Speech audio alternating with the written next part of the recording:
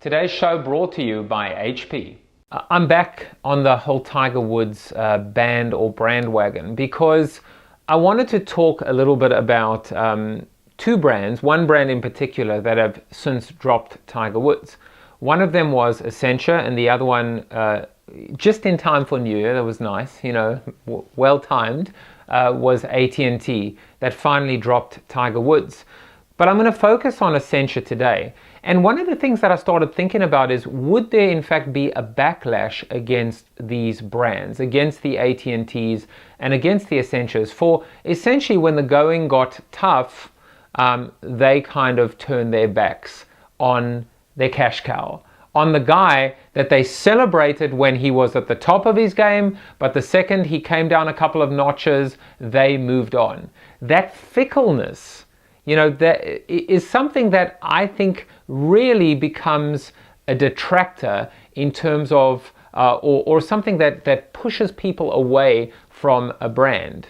A brand that is so superficial that they're with you when times are good, but they turn their backs when times are bad. Look, Millward Brown came out with a study, and they showed that of all the buzz associated with Tiger Woods pre-scandal, about 81% of it was positive and only about 2% of it was negative.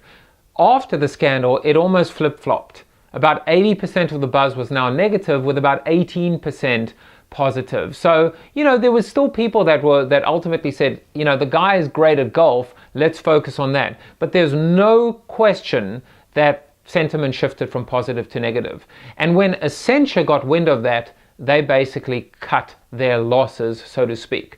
But I was thinking about it. I saw all that Accenture billboards at airports, etc., and that success is, 2% inspiration and 98% perspiration and preparedness and blah, blah, blah. They aligned their entire brand image with Tiger Woods. And when Tiger Woods showed that he was a very flawed human being, that obviously wasn't something that they could stomach.